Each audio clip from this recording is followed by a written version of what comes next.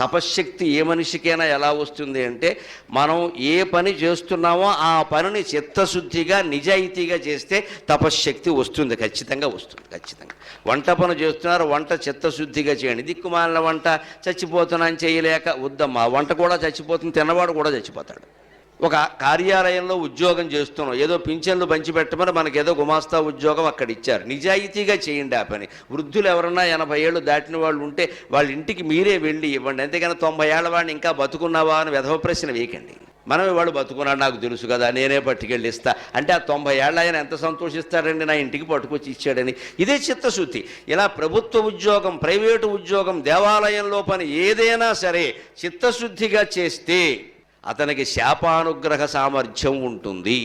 ఎవరినైనా అతను వరవిచ్చినా అవుతుంది, కోపం వచ్చి ఒళ్ళు మండి శపించినా అది